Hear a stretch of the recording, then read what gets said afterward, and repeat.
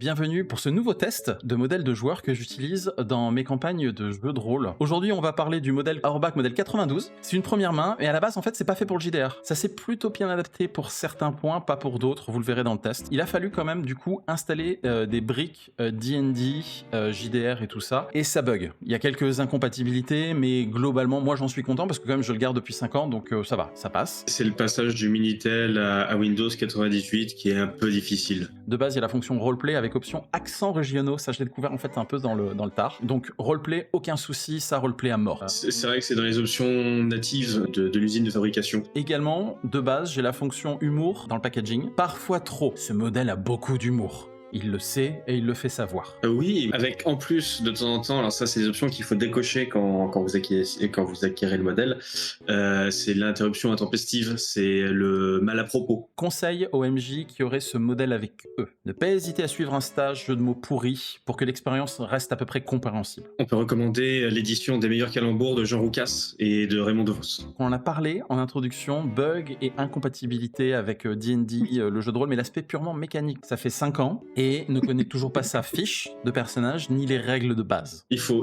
aussi un modèle qui a un peu plus de 250 octets de mémoire. C'est le problème des vieux modèles, passage Minitel 98.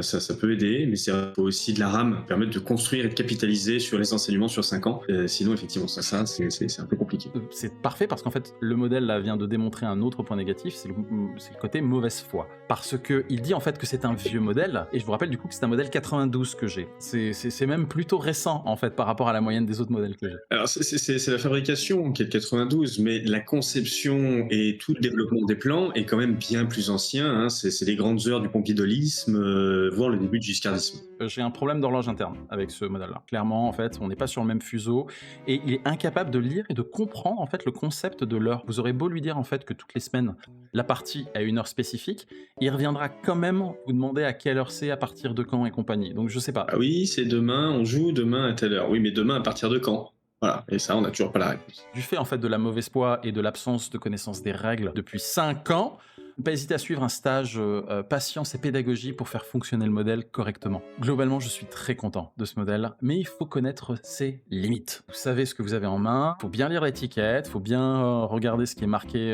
dans le manuel d'utilisateur. Faut pas se faire trop d'idées de ce modèle-là, et vous savez pourquoi vous le gardez. C'est pas pour les règles, c'est pour le RP. Pour l'humour. Mais je vous recommande, mais à pas mettre entre toutes les mains de maître du jeu. Oui, je suis très fier de mon achat de l'édition D&D 4 qui va me permettre de maîtriser toutes les règles. On est en 5.5. Bon ?